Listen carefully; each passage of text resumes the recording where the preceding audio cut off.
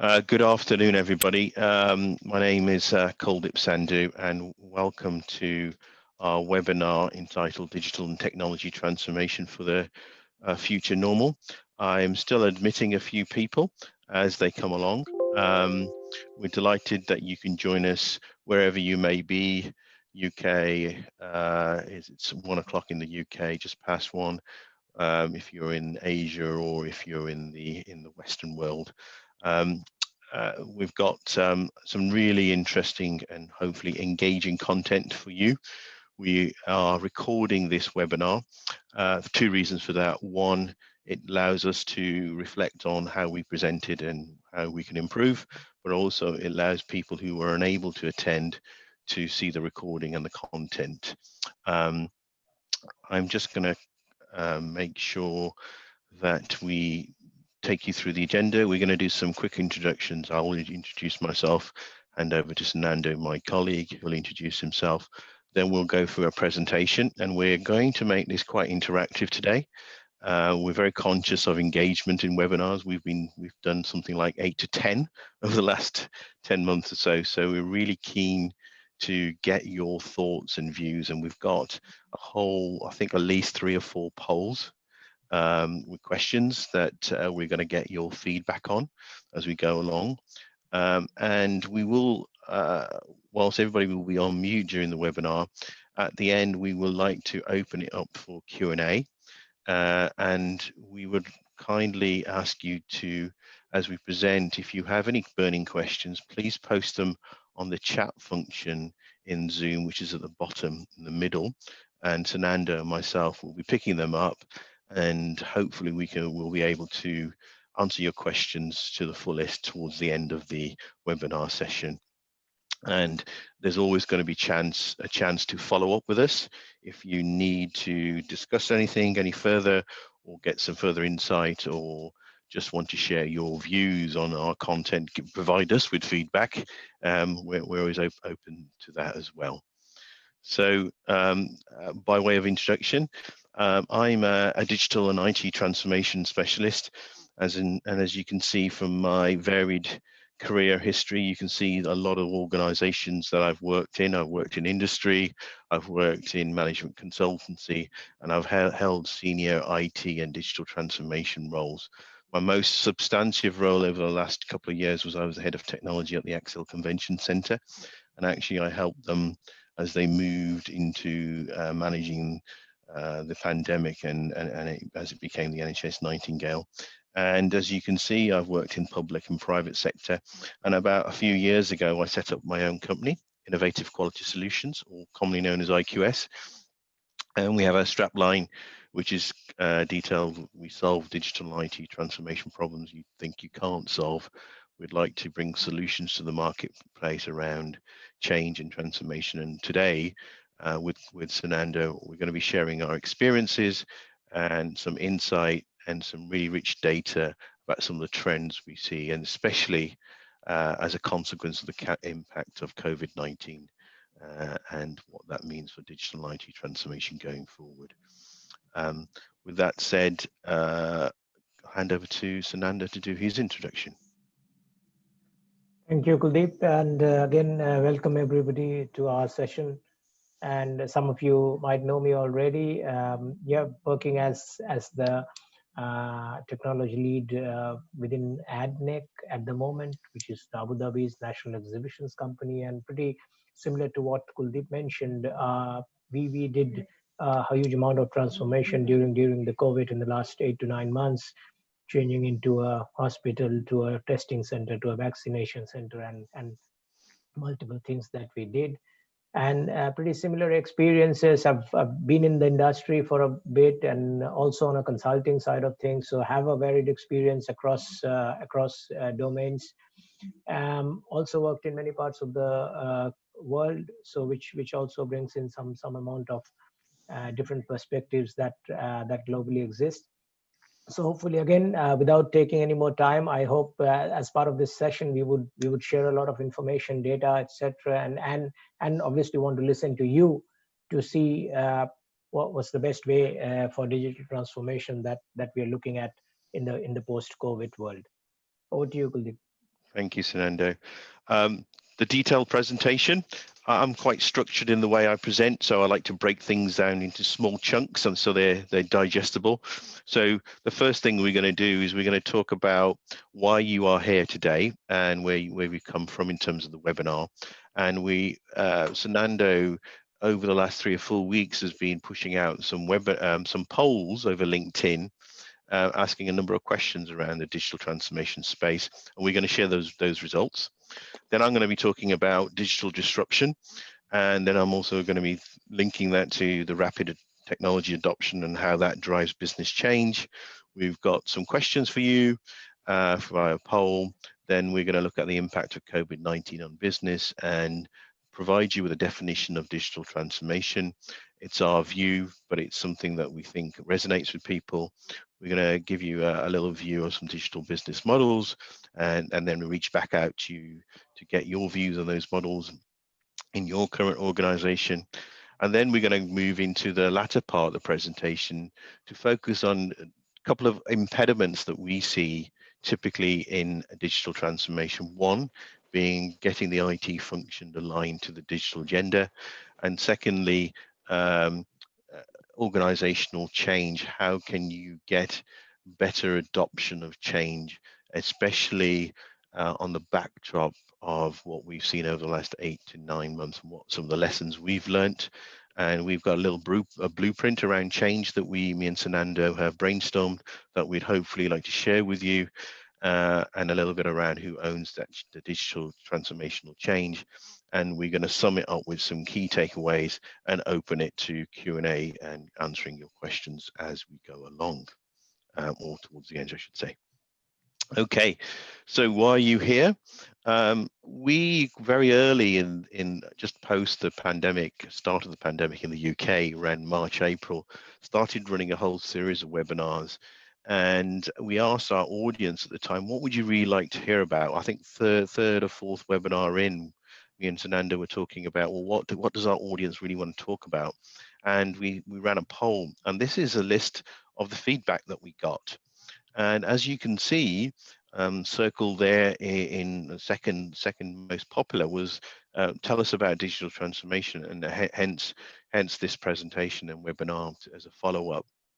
We have also done a whole other set of webinars, and we're more than happy, and I think we will be sharing the other webinar content that we have generated over the last few months, covering things like RPA, Agile, biz dev ops, to IT maturity models, when some of that is covered in here as well.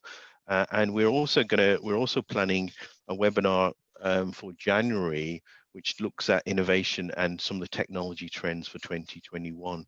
So we are constantly getting feedback. We're constantly looking for what's relevant for our audience and the marketplace, and then trying to feed that back into our listeners in effect. But as you can see, digital transformation was high up on the agenda. With that said, I said at the beginning, Sunando was reaching out to our audience out there in the LinkedIn world, really, to ask a few questions. I'm going to hand over to him to show us the results. And some of these results, we will be focusing on some of these results as we go through the presentation as well. Over to you, Sunando. Thank you, Kuldip. So if you move to the next slide, please. Yeah. So I think what we did was 3 weeks leading up to the presentation, we ran a few surveys, as Kuldip mentioned, and the first one which we did was who's the champion or the sponsor for digital transformation.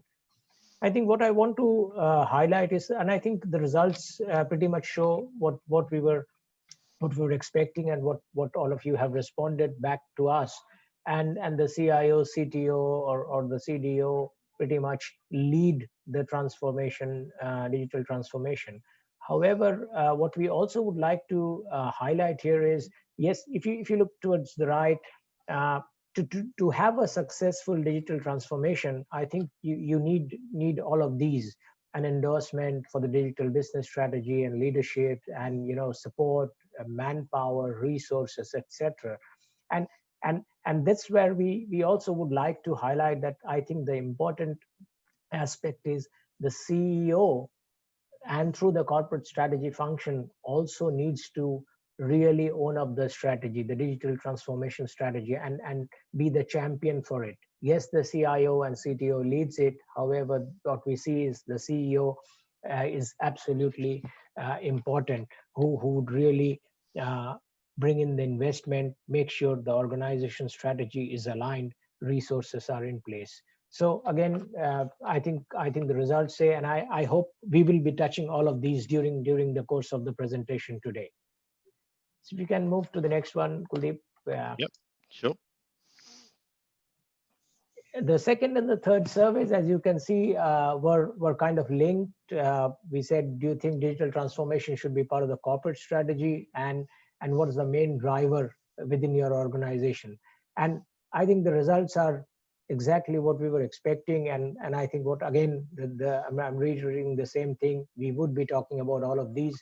So I think overwhelmingly people have said that yes, digital transformation should be part of the corporate strategy, and what we want to really uh, I think the message is very clear that people need to understand why an organization wants to do digital transformation, and that's exactly which is reflecting in the third question also. So we change customer experiences, you reduce costs, increase profitability, and things like that. And what we are trying to say is the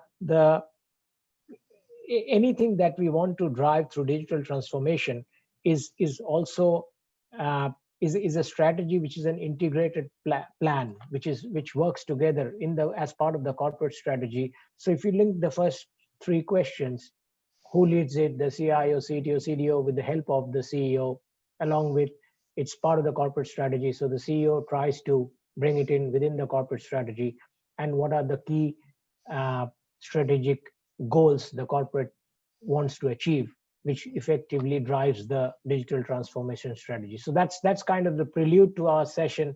And I think from now on, as we go on to the session, I think we will touch on in more detail on all the subjects we discussed. Yeah. So yeah, Thank if you. you can. Thank you, Sunando, for that. Because one other thing, the only point I would make is, in some cases, organizations don't want to do a holistic business digital change, and sometimes they want to just kind of focus in on a particular unit or business function. And I can see why some people might well have voted for functional strategies. Whilst I think you do need to have digital transformation as part of your corporate strategy, sometimes it could be just a particular scope of focus on a particular functional area or product or service. So I can see why people might well have voted for the fourth choice in the question at the top. But as just to kind of echo what Sunando says, digital transformation for me is really about looking at the customer needs and thinking about how you're going to meet their expectations, whilst you're reducing costs or getting efficiencies and trying to grow and increase revenue profitability. With that said, I'm going to dive into some content to kind of open up this area, and I wanted to kind of just reflect on, where does change come from? And if you can see on my slide here, I tried to pull together the drivers for change, business change, if you want to say. And typically there can be many. There could be a merger or an acquisition or a divestiture. There's a change in leadership. There's a significant business crisis. The pandemic was a significant business crisis. There's a performance gap. There's a regulatory change, or there's a reshaping of the industry. So if you think about the dawn of the internet and how technology and the internet age has driven us into the 4.0 era, that's really shaped industry and is driving this digital agenda. Or you might be in a market segment where you're facing a lot of competition because there's new entrants and they are quicker, faster, better, providing better customer satisfaction. And it's a competitive world, and you need to transform and change so that your products and services resonate better with your end users, customers. And you might just be bringing a new product or a new service to the market, or there's a political, economical change in your country, in your geography, in the world. If you think of the climate agenda and moving to a greener world where less CO2 emissions and being carbon neutral, that's a massive world agenda. So these can be all drivers for change. But the one that we're really focusing is on how technology stroke digital has really reshaped the industry and the world. With that, I'd like to set some more context. I think pre-COVID, when I was talking to a lot of CIOs, CDOs, CMOs, they were all talking to me about the pace of technology change and adoption. And what they were saying is, and as this graph on the left-hand side shows, the adoption of technology was increasing at a significant pace. I would say it was changing exponentially. So, for example, getting to 50 million users of the aircraft took 68 years, but for the Pokemon Go game, it took 19 days. Now that's quite a significant decrease in the adoption of 50 million users of a particular area, and we're seeing that increase anymore as we go along. And I would say to you that COVID-19 has increased the adoption of technology in your organization at a significant pace as well. But the challenge is that the technology adoption might increase at exponential rate, but organizations typically don't change at the same pace, and you get this gap, hence Martech's law, and you have to reset the organization.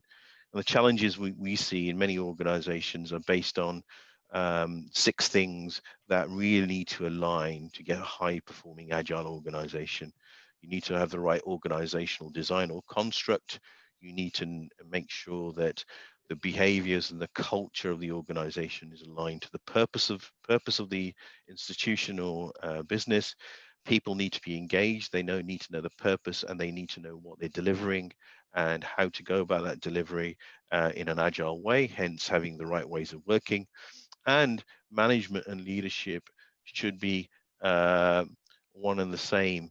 There's a difference between leadership and management. Leadership is all empowering, where management is kind of managing against project plans and kind of micromanaging. And there's a difference, and you need to be empowering rather than stifling. And governance, you always need governance, even being around managing delivery to funding. How do you reshape funding in a different agile world? So these are the challenges that we faced pre-COVID, and they still exist today. But I think, as I said before, COVID-19 has just accelerated that change. And let me share with you a little video that I like sharing with people to show how that technology adoption has really increased. So this video is about 2-3 minutes, and I'd like everybody to observe the the change in company profile as we go from 1997 to 2019, and pay attention to the size of the organization and the type of organization that starts emerging closer to time as this video plays out. And I hope I'll try to summarize what I see this is telling us. Sunando, can you hear it?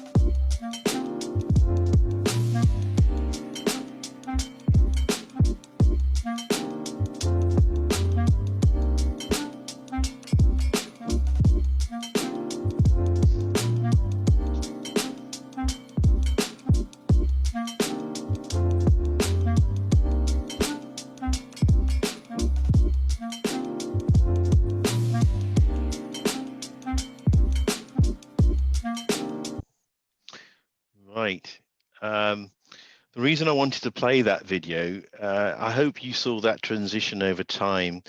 Uh, Very much the beginning was the big oil companies, but if you look at where we are now, you look at the companies of the top four by market cap.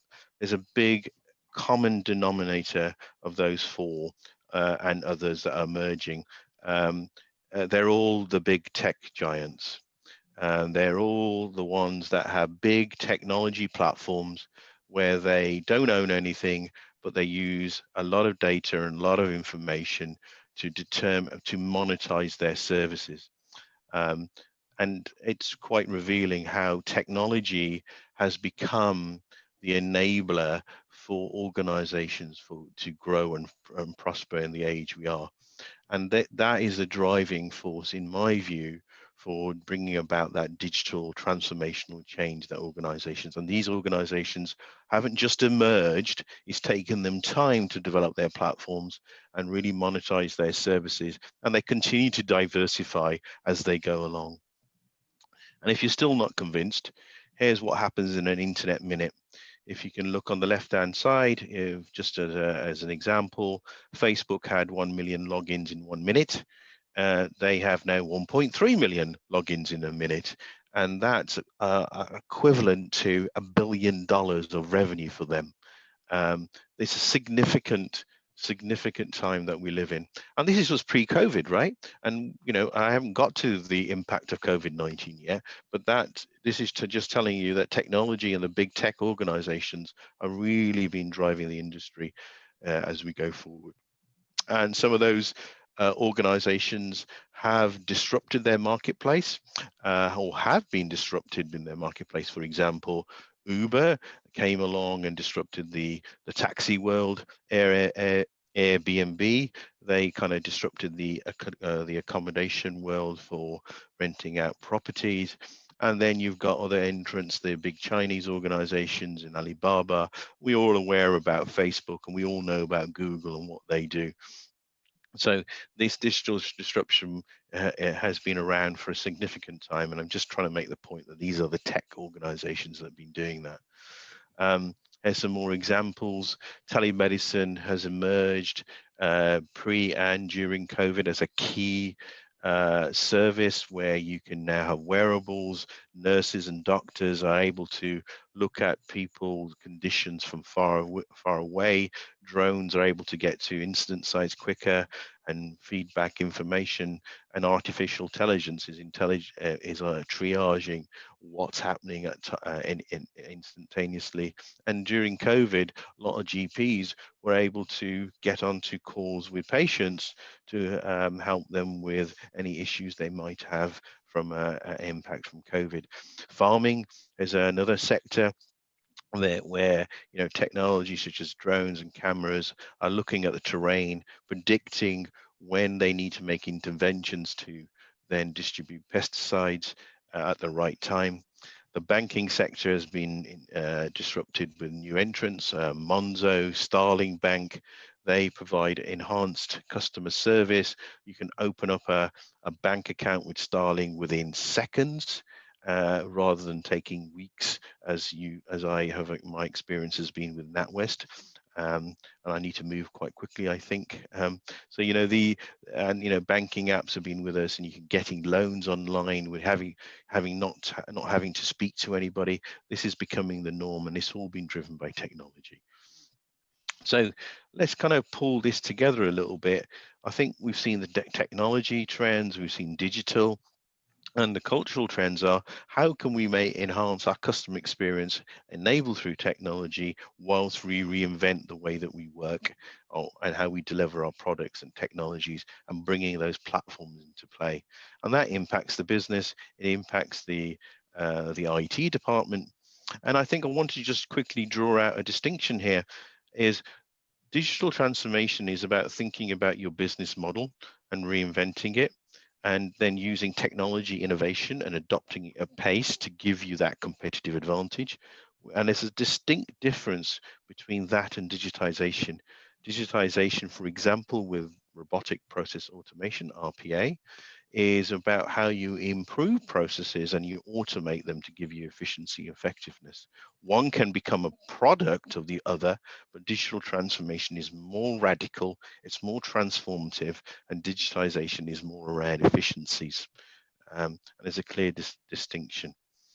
At this point, I'm going to stop talking a little bit because I think we need to hear from the audience, and we'll go to our first poll survey. And Sunando, are you ready with that? Yes, yeah, let's go there. So what we are trying to ask is, and as I briefly mentioned at the beginning, we are talking about digital transformation, why we are doing it, how we get value out of digital transformation, and Kuldip briefly touched upon the various aspects of digital transformation, and we'll keep discussing. So what we want to do is the first survey. Which is launched, you can go to slido.com on any device that you're using on. It can be on your mobile or laptop or any other device that has an internet connection. And once you're there, you have to type in, it would ask you for a code, which is L340. And you should be able to see this question in front of you. So what we have is, we put in a few options, and as you start answering, you will be able to see it would automatically change based on the results uh, that you are looking at. So we have business process improvement and optimization, reinventing your business model, digitization, development of digital culture and community, new technology adoption, innovation, all the above, obviously none of the above as well. So we have received already around 10 odd votes. We will give another 30 seconds. If anybody is having a problem, just you can let me know on the chat. We've got nearly 15 votes now.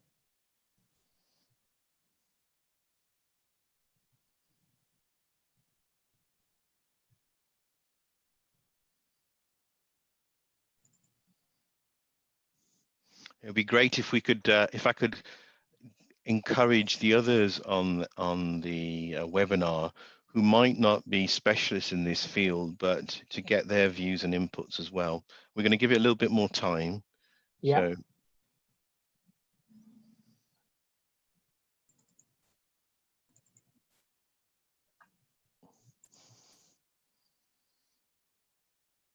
And you can use any device.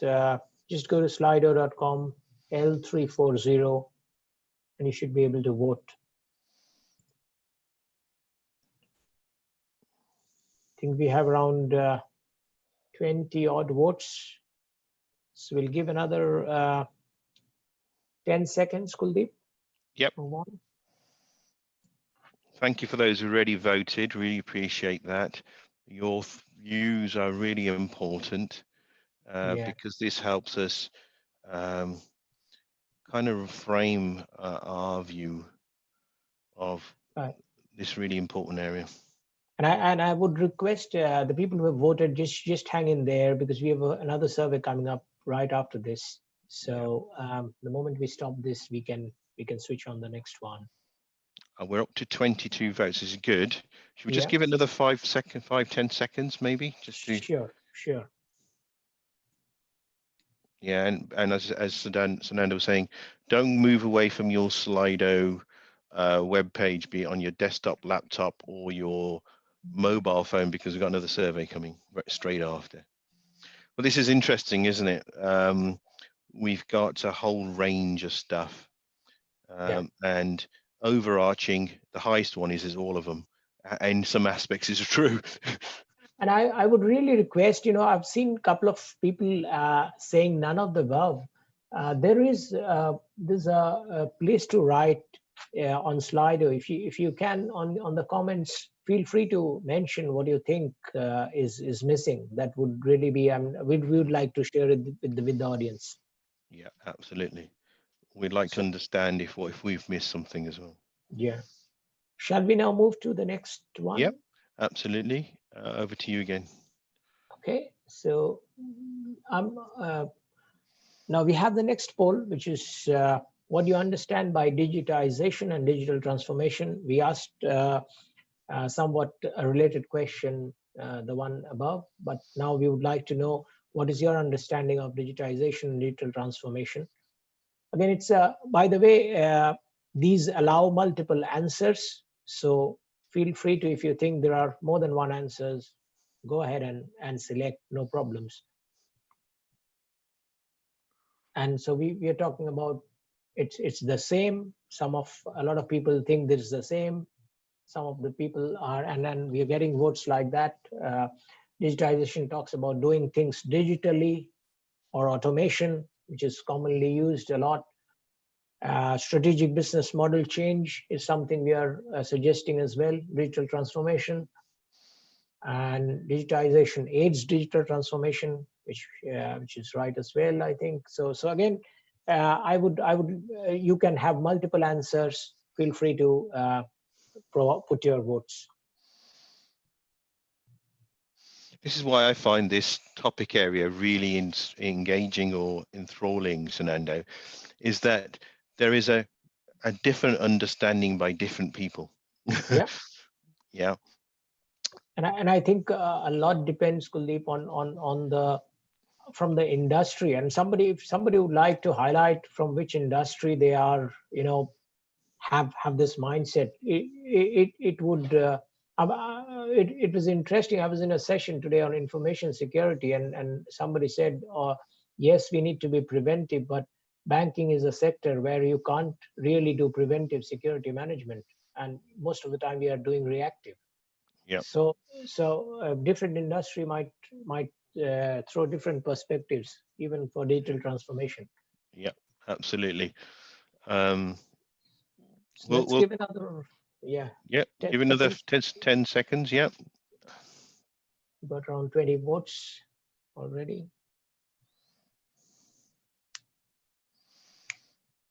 Interesting results.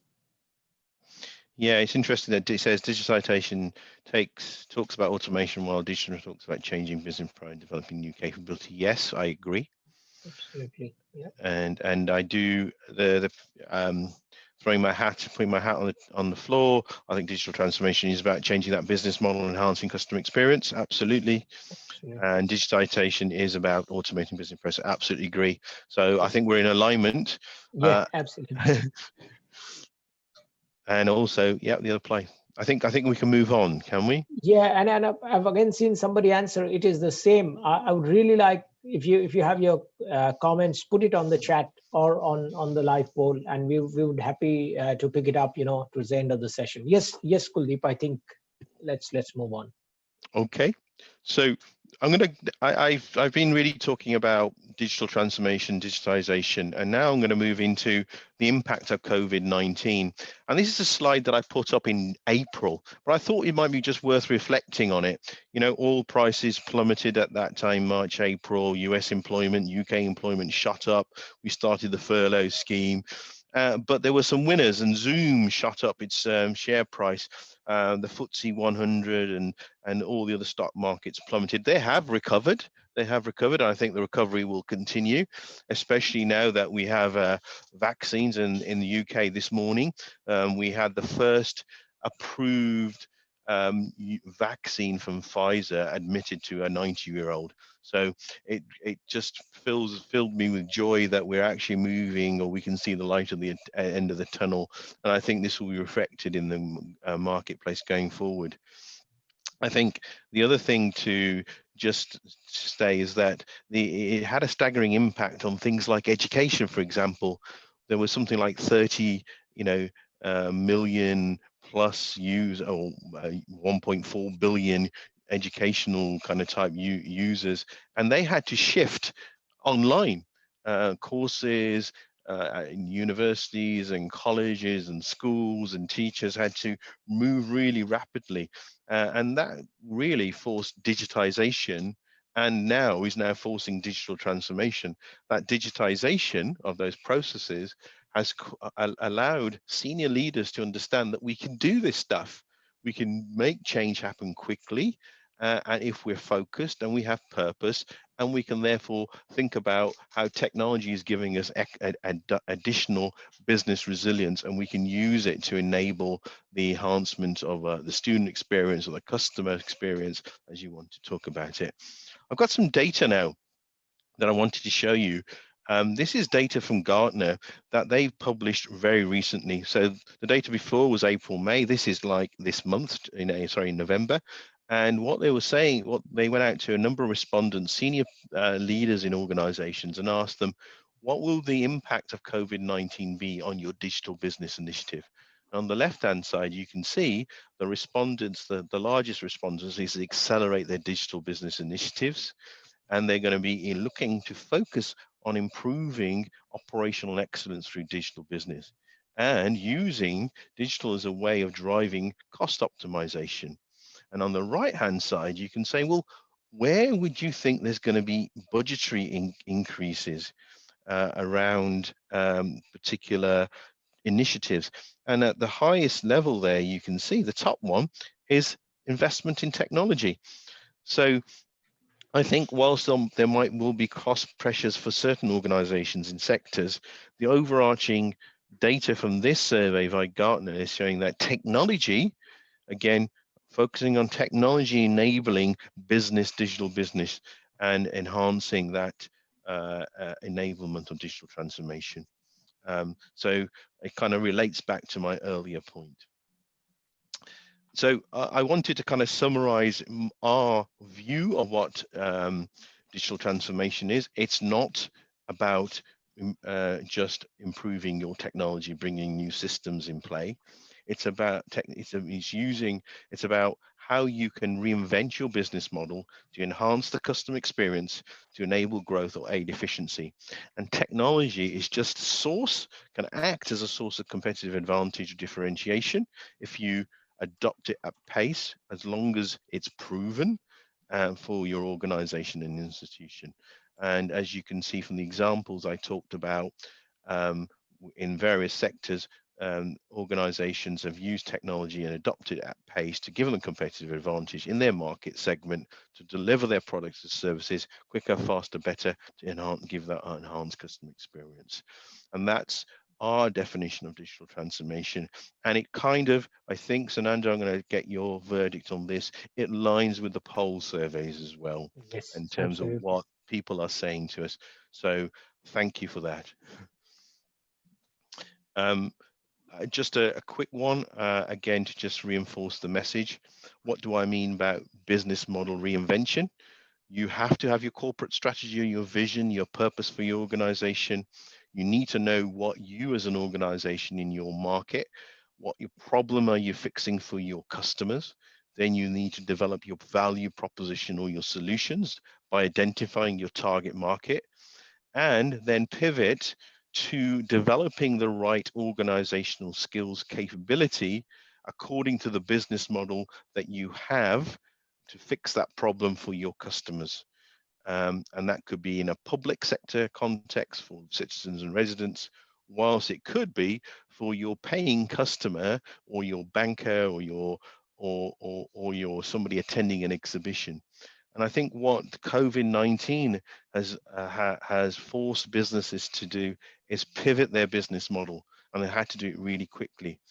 And I think the organizations that are going to be galvanized by COVID-19 are the ones that are now reaching out to their customers to see what services and products they need, and therefore realigning the new world to the needs of those customers and communities and colleagues. And I think if you reflect back on the crisis in 2008, the financial crisis, the companies that succeeded in the longer terms are the ones that invested in that innovation in the longer term, and they use technology as that potential differentiator. And we've seen, IT departments in organizations pivot really quickly to remote working, whilst we still have challenges around that. And, other instances where I've seen in the events industry, we're moving to hybrid delivery of events, or blended learning in higher education, organizations are pivoting as quickly as they can. And if you think digital transformation is years away, I would think again. I've had quotes from senior people say that they've delivered 5-year digital strategy in 6 to 8 months, and that's just increasing as we go along. So we're gonna go back out to the audience, but I like to share with the audience 3 models of organizations or digital business models as I've described them. On the left, you've got model 1, which is typically the traditional enterprise, where there's some level of customer satisfaction. There's some products or services being delivered with some satisfaction. There's some business processes that underpin those, and the workers process through that. There's underlying software development lifecycle from an IT perspective, fulfilled by waterfall methods, and there's some systems that automate an on-premise kind of infrastructure. And that's really a traditional organization digitizing and bringing in efficiency. On the far right, and if you remember, if you recall back to the beginning of the presentation, I was talking about these digital natives who really adopted technology, and they've gone for infrastructure as a code, so cloud computing. They use data to improve their operational strategic aspects. They use agile techniques, and they're constantly innovating, thinking about trends like IoT, cultural ways of working like DevOps. They act in various modes, and they continue to reinventing their business model according to the customer needs, and their customer experience is much higher. And in the middle, model 2 is your traditional enterprise, which is who tries to become a digital native by either acquiring a digital native or actually attaching on or developing that digital native internally in their organization. A good model I've seen around this is Rolls-Royce. They have a digital native that they've developed internally with a different type of culture. Now, your organization might be in any of these models, and there might be other models. These are just 3 that we've pulled together, and it's difficult to go from model 1 to model 3 or even 2 to 3. What we wanted to do is highlight these models and now reach out to the audience to say, where does your organization fit? So over to you, Sunando, around the next poll. Right. So yeah, if you can move to the next poll, Kuldip, and I will launch it. So what I request again, I know there are people, a couple of people who have dialed in a bit late. If you don't mind logging into slido.com and L340, that's the code for the survey. So what we would really like to know from your side is, as Kuldip shared the 3 models, how do you see where your organization is at the moment? And again, around that, if you by the way, this has only, you can answer only one option. So you can't select, obviously, for logical reasons. So we would like to know where your organizations are. And then it also, the various models of digital transformation that we are going to talk as we go along, and change management and things like that, which you have seen as part of the introduction. I think you'll have different takeaways from the session. So you got around 15 votes.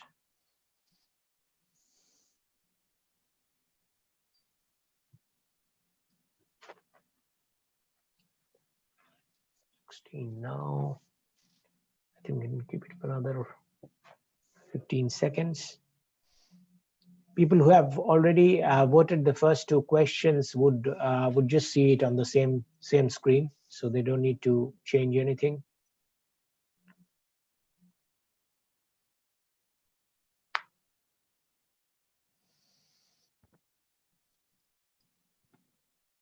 It's interesting to see that a lot of organizations are between hybrid and digital, which is really, I think, which is, and I hope COVID has actually helped that. Yes, Yeah. That's great. We still have the traditional in between, the traditional hybrid, and you see the big ones are traditional hybrid, and then you got hybrid, the kind of to the digital, which is the two areas that I would have really thought that a lot of organizations sit. And as you're right, Sunando, I think hopefully COVID has driven organizations to move from the hybrid to the digital. Yeah. Okay. So yeah, let's, I think, move on. Thank you very much for that. And do you want to go into the second one? Second, a poll on this area. No, I think you've gone back, Kuldip. Yeah. Oh, all right. Okay. So what we're trying to achieve here is, as Kuldip mentioned at the beginning, we're trying to look at what are the various impediments that you have to really go through from a, say, a traditional organization to a digital organization, and subsequently, you know, a further enhanced, digitally enhanced organization. So we would like you to again answer. It's on the same link. Please don't go away anywhere. Just and this should allow you to give multiple answers again, as we did in the previous question. So feel free to uh, select multiple options. And I think the obvious one is coming up, which I think is yes, is very obvious. And I think a couple of comments that I've received from Ross and others allude to the same thing, that it's the culture, which is the mindset, leadership, yeah, and people. IT working in isolation also is yeah, very relevant. And combination of all the above. That's quite interesting. Dependency legacy systems. Yeah, the cultural change one. Yeah, lack of digital behavior, mindset, and leadership. Yeah, we concur fully. yes, absolutely.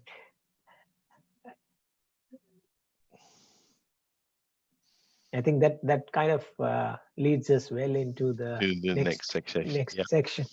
Yeah, I'll just give it another 5 seconds maybe. Yeah.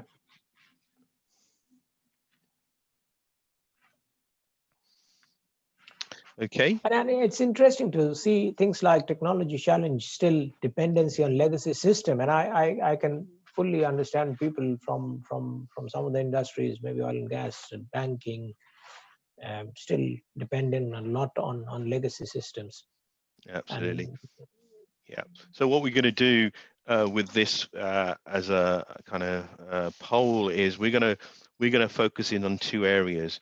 The first one I'm going to talk about is IT working in isolation and how the IT department really needs to be transformed. It's an area that I've worked in extensively over the years, and I'm just going to show you a kind of an IT maturity model that I've used and some of the things that you can do to reduce costs, bring in efficiency, and maybe turn your IT function from a reactive to a proactive organization. And then we'll jump into, we're not going to solve the cultural challenge because that's a difficult one, but what we have is myself and Sunando developed a kind of change blueprint, and we're going to share with you and Sunando will walk through a change blueprint that you can use as a framework for moving forward with change. Is that okay, Sunando? yeah, absolutely. I think we can move on. Yep. So in terms of IT and IT function transformation, I think there's 4 pillars that I've always focused in on. One of those is managing out complexity, which absolutely resonates with the legacy IT. If you adopting technology at pace, as I talked about at the beginning, your environments are going to increase, your infrastructure is going to increase, your software and your hardware. You're going to get this plethora of hardware, software, firmware building up in your organization, and sometimes those application systems are not needed. They become redundant, and you need to remove that legacy. So you need to manage out that complexity. And that's really, really important. And you need rationalizing your systems and infrastructure landscape is important. And moving to the cloud, by moving to the cloud, you can provision infrastructure environments elastically. So you don't have to own the CapEx. and you just use it as a subscription-based model. It's metered, you turn it off and on, as long as you manage and monitor that metering. Bringing in agility is really important. And I think things like uh, things like DevOps as a culture, robotic process automation, those are things that can make processing of business processes and IT processes much more slicker, more efficient, and you can reduce costs. And bringing in innovation, if you can reduce them doing the manual things and you get a robot to do the manual tasks, you can then think about bringing in innovation, because the CIO is tasked with bringing stability from an IT perspective, but he's also being asked to bring in innovation. And digital is about adopting technology and bringing in innovation. So, you've got to help yourself by reducing costs and bringing in efficiency, and then that allows you time to bring in innovation. And that could be all sorts of things, from drones to IoT to RPA, whatever the new technology initiatives are. And on top of all this, it's really important to ensure that you're demonstrating value. IT has traditionally been seen as a cost center. It needs to be seen as a value creator and in line to the business. And here is a quick a maturity model that I've used in the past. It's got a number of dimensions: strategy, structure, process, people, capability, technology, infrastructure, data. And here's the different layers: levels 1, 2, 3, 4, and 5. And as you consolidate, as you rationalize your infrastructure and your systems, as you bring in good ways of working, as you bring in your cultural DevOps of culture, you bring in improvements in service delivery, you can free up the time to become more agile and therefore focus in on the initiatives that are going to innovate your business so that you can differentiate yourself to give that enhanced customer experience or user experience. And I've used this many a time. It helps the organization understand where they are, the current state, and actually, and more importantly, a discussion of their future state and how to go from the current to the future state.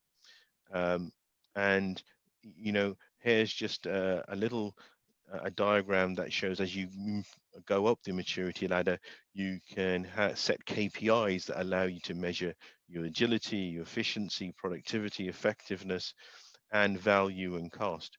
Um, and I won't repeat, I've probably said all these words in this webinar related to some of those benefits that you can accrue through making your IT organization more effective, more efficient, aligned to the digital transformation, so that you get that value that you're looking for and building in that capability. And now we're going to do probably one final round of polls, which will allow us to talk about the change aspects, because that's the other impediment that's come through. So me and Sunando had a little bit of a kind of brainstorming session, and we said, well, out of the last 8 to 10 months, what types of organizations have been emerging? What are they? And we came up with 3. There are A, B, and C here. But A is the protector business. This is the business that is still working in its old way, its old operating model. It's reactive to the crisis. It's a little bit in denial. It's focusing on cost cutting. It's stopping investment. It's not really innovating, but it's still surviving. But its customer service isn't great. Company or business B is the one who is frozen in time, and if it hasn't disappeared, it will disappear soon.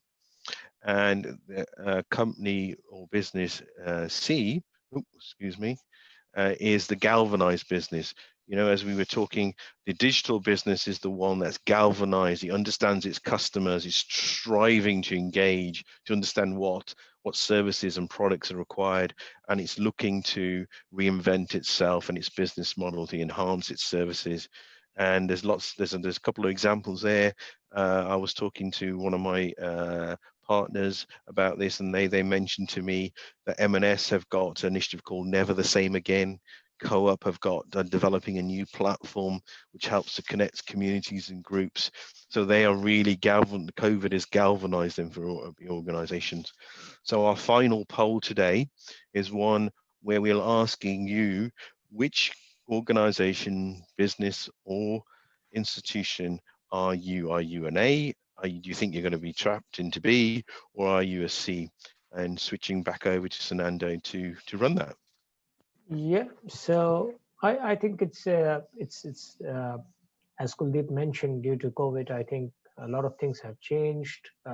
Obviously, organizations have matured over the years as well, and we would like to see where you think your organizations are. And remember, we did the survey before as well, to see how digitally mature your organizations are. And based on the three models, if you can rate yourselves. And this would again be a question which would have only a single answer. So, and maybe Kuldeep, if you can reiterate the A, B, and C one more time, so Yep. for people to. Yep. Yeah. Yeah. The poll is on. Once we move to the next slide, we can see the results, so people can keep voting. It's interesting. The high scoring is the galvanized business, and some kind of still trying to galvanize, I would say. Yeah. Which is not. It's exactly what I thought. Oh, there's some in B.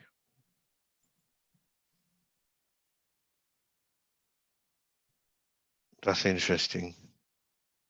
Yeah, some in B, which is even post-COVID, which is really interesting. Yes. Wow. Okay. We'll give it another 10 seconds. Yeah.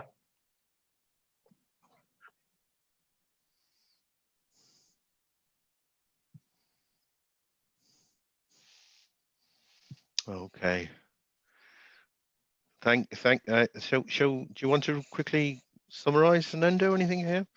Yeah, I think the answer is kind of obvious. I think with what we are seeing from the audience, some elements between A and C.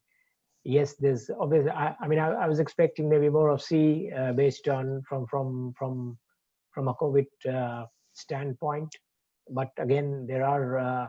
I think the impediments that you spoke about, Kuldeep, already, legacy systems, mindset of people, etc. And we're going to talk about change management, which is, I think, one of the key impediments that came out in the previous survey. So Absolutely. I think between A and C seems a fair, Yes. fair response Yeah. to overall. Okay. And So I think, that's. yeah. Sorry. No, go ahead.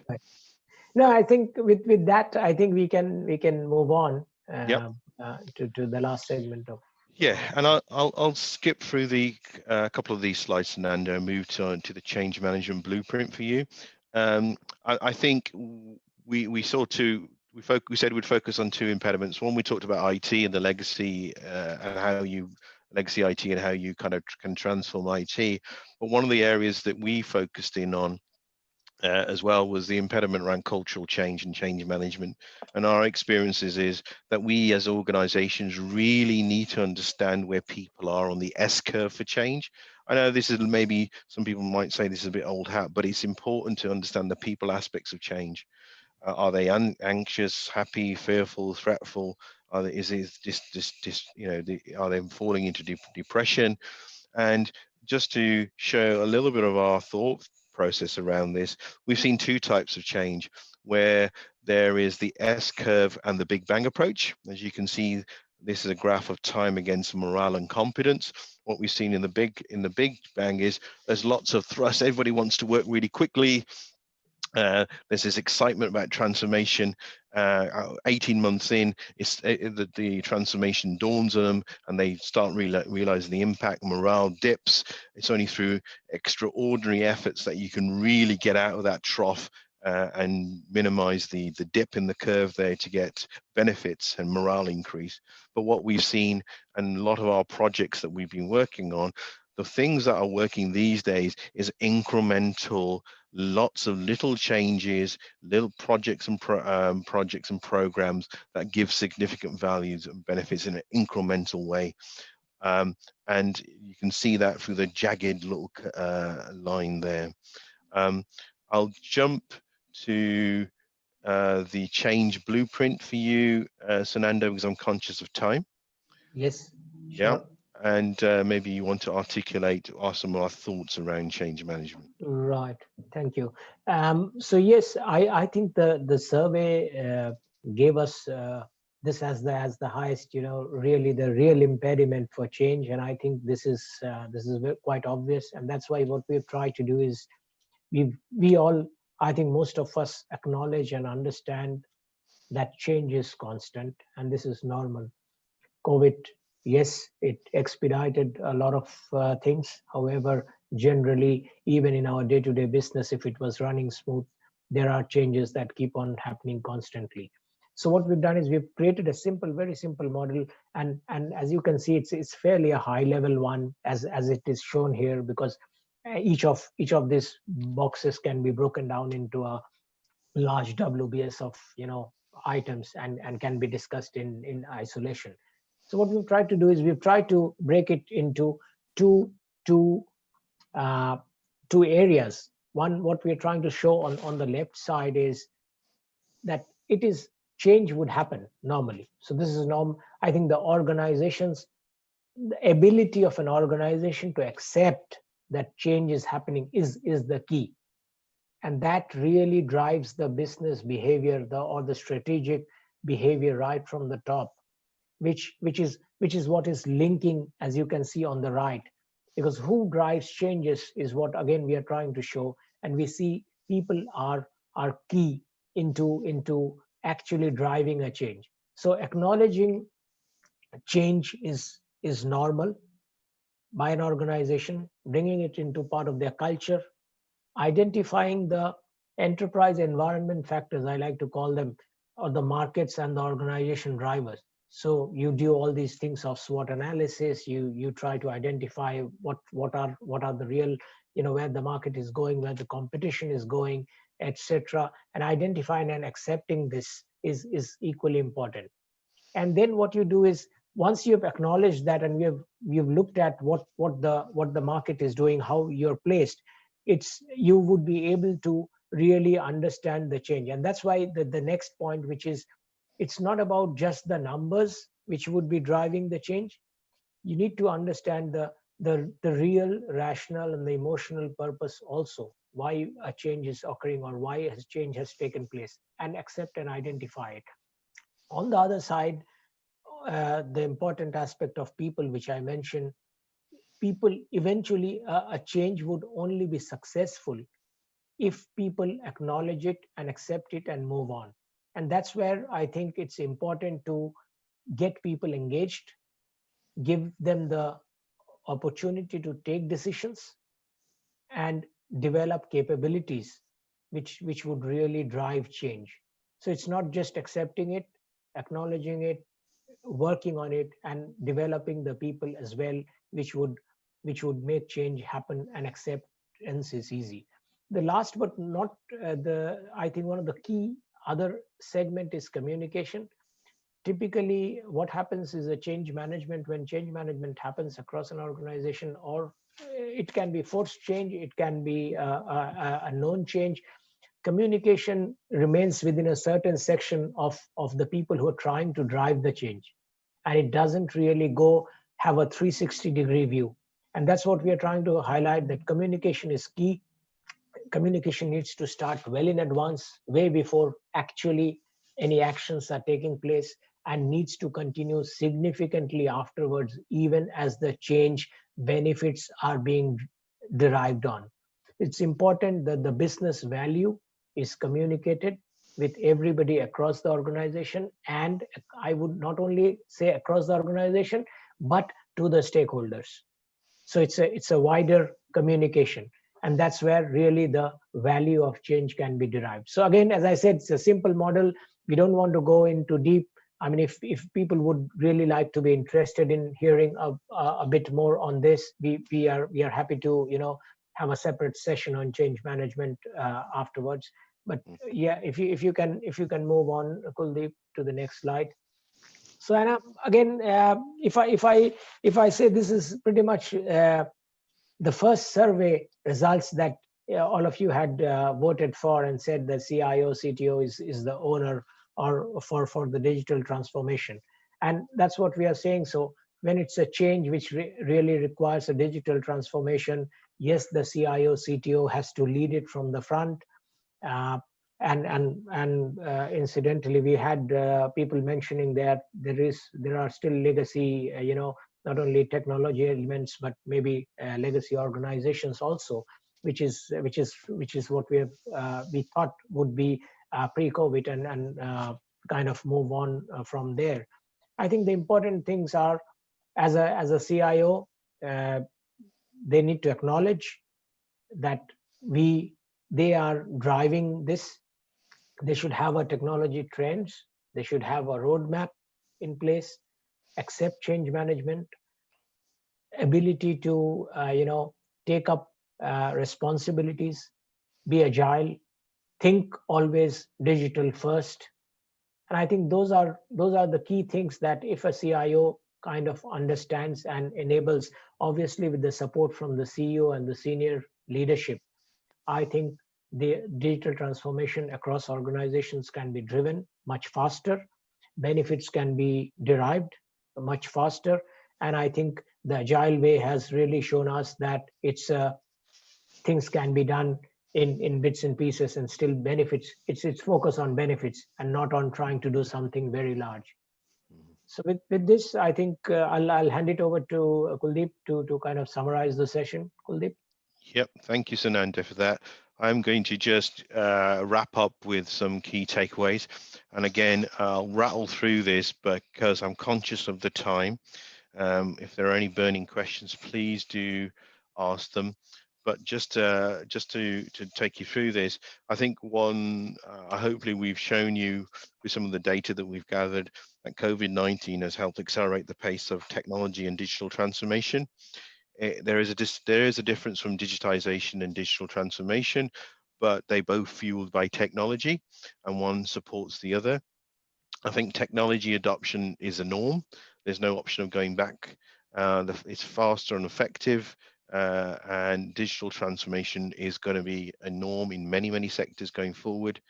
And digital transformation is not about technology. It's about your business model. It's about people. It's about your processes, understanding your customer needs and working with your partners. Let's not, from a technology perspective, focus on what IT want. It's always what the business want in terms of the products and services, who therefore should be working very closely with customers and their needs in the marketplace. I think it's a great opportunity for technology to rise to the occasion. And I say that because over the last 8 months, technology have been at the forefront of the digital changes that we've seen from remote working, moving online, enabling business continuity. And I think it's a time for the CIO and his leadership team to play a much more strategic role in the corporate strategy and the digital strategy going forward. I think the IT function is a significant impediment, and we need to be thinking about how to transform it, removing legacy, complexity, bringing in agility, innovation, and time to innovate to aid efficiency and growth. I introduced the IT maturity model, which acts as a baseline of where you are and aids the journey to move towards a transformational journey supporting digital. I talked to you about the S curve and how that can be important to understand from a people perspective. And I think the mantra that I've gone with nowadays is thinking about incremental, agile changes to the business with the support of stakeholders, and not try to do too much too quickly, and thinking of focusing initially on your innovators and your champions, and then getting the support from your adopters to get you a majority, and then to your and then laggards will follow. And as Sunando took you through, he introduced the change management blueprint. Use it as a guide.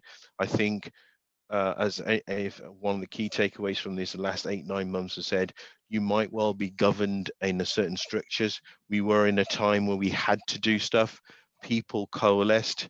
They focused on a purpose and an outcome. They did things. They got it done.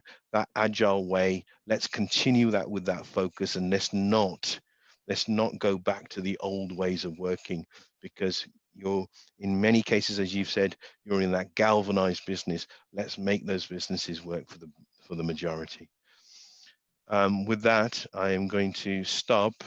And Sunanda, do we want to take any questions or? Yes, Kuldip, I just realized I believe the chat is disabled. So if you Oh, can enable that, okay. Oh, so my apologies. if there are any questions, people can put it there. I've got a few comments on the um, on the poll surveys, Mm-hmm. and which are, I think, fair enough. Ross says it is all of the above. I think this was for the first question, and none of this for the digital transformation. Yeah, and digitization and digital transformation are the same. Change, transformation, innovation, adoption is what he writes. Yeah, there were a couple of questions, I don't know from whom, but saying that can the slides and all be shared, which yes, Uh, would be. Yeah, Sorry, we do Sunanda, that. I need to apologize. I'm not sure why we had the chat function not publicly available. I have turned it on. I'm really sorry to everybody. Yeah. So yeah, I mean, did you want it just to open up for questions, maybe 5 minutes, if Yeah, that's. yeah. Sorry, and just to reflect on Rob's comments, what do you want? Is there anything that you want to add to those? No, I think it's I mean, fair comments. Yes, it's a mixture of, digitization, digital transformation, and I don't know if Russ wants to highlight something, if there's time. Um, yeah, but now the chat is open. I think if anybody has any other questions, would like to put it on the chat window, or uh, are people unmuted, Kuldeep? They can ask Yeah, something. I Or will. I will try to do that as well. Yeah, we've got something coming through. Somebody wants please could you share the slides? Okay, that's interesting. Okay, and let's put participants all. Yes, you can unmute yourselves now. You should be, yeah, you should be able to unmute yourself if you have a burning question. Yeah, hello Kuldip, can I come in please? Yes. Yeah, this is Sanuman Valsalam from Kuwait. Hello, hello. Can Nice you to hear meet me? you. Yes, I can. Yeah, nice to meet you, Kuldip sir. I'm already on your LinkedIn before also, and I've seen your posts and Mm-hmm. your contribution definitely to the digital and IT strategy and all those things. Mm-hmm. And this presentation was definitely an eye opener. I mean, I'm saying this because if you see my profile, I've recently done the digital and IT strategy for ITIL 4 strategic leader. Right, right. Yeah. So I'm not I going to really talk on that, but having said that, even though I did that course and even though I went through all of those requirements from Axelos and gave the exam, and even though I can claim to be a strategic leader, I mm-hmm. still have a long, long way to go to understand really digital transformation in the I, real sense. And the key point that you made in your presentation is, I think, about whether the initiatives you take in your organization, it makes a difference to the business and the customers who are using the services. mm-hmm. I think that is where digital transformation probably lies. Absolutely, absolutely, absolutely. Sorry, I've forgotten your name. I didn't pick it up. Sanumohan Sanu. Valsalam. Sanuan, look, your comments are. Firstly, thank you for your comments, and you're absolutely right. We in organizations tend to focus inwardly. We're very inward focused, and we're very siloed. We need to be always thinking outside in and thinking about what our users and our customers needs Right. are. Yeah. Yeah. and then designing our initiatives according to their needs. I've walked into loads of organizations where they think they know what they want, but I said, where did you get those needs from? Well, I spoke to my director and he said that. Well, how do you know, there might be some substance behind that, but have we talked to your customers? Have we talked to engage people across the organization to really understand the needs? Absolutely. It's a fundamental point. And because it might need you to think about what new services, new products, and then think about how you're delivering those in your business model. And Yeah, Kuldip, if I may absolutely. just add, in one of our previous seminars, if you recall, we introduced a model outside in, Mm-hmm. and I think we discussed exactly the same point where digital transformation has to be driven outside in, where you really, and I think it was interesting, the survey results showed that most of them Mm, said changing customer expectation, that's yeah, what has driven digital transformation. absolutely. And Yeah, if you may go just ahead. allow Yes, me, I mean, because I just have that sure. because we're just talking about. I think a lot of people have this cloud in their mind or cobwebs in their mind about what digital. I'm just reading out that definition that ITIL 4 has given. It says the use of digital technology to enable a significant improvement in the realization of an organization's objective that could not feasibly have been achieved by non-digital means. Mm.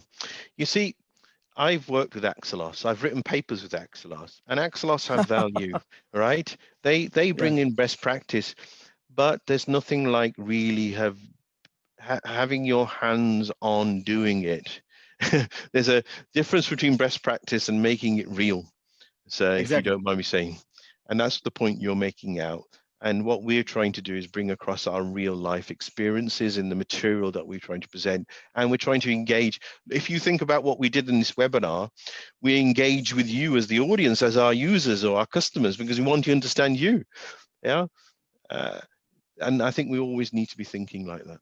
It's a mindset. It's a mindset. There's two mindsets. Mindsets about what the customer's user needs are continuously, and engaging with feedback loops constantly, and secondly, making sure that you are striving to meet the objectives of your business related to those needs.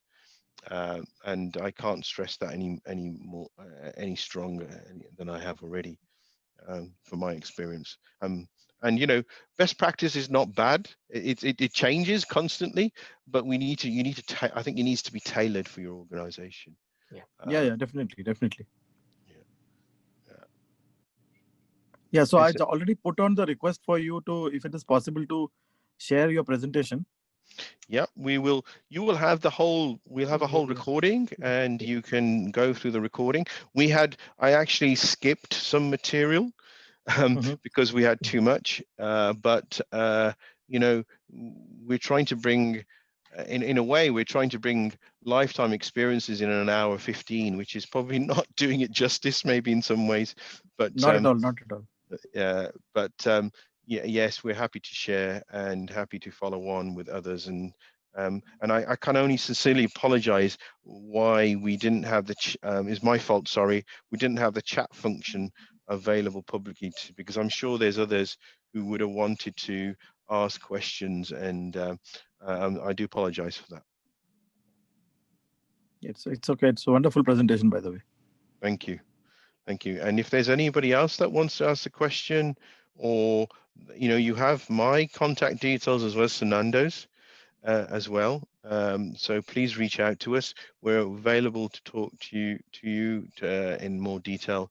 And we look forward to, as I said, what we'll do in the LinkedIn invite, we'll put the recording up, and we'll also be putting up the other webinars that we've done, because they link to this. So RPA, DevOps, all these other things that we've talked about, we're happy to share that with you so that you can see how it all links together as well.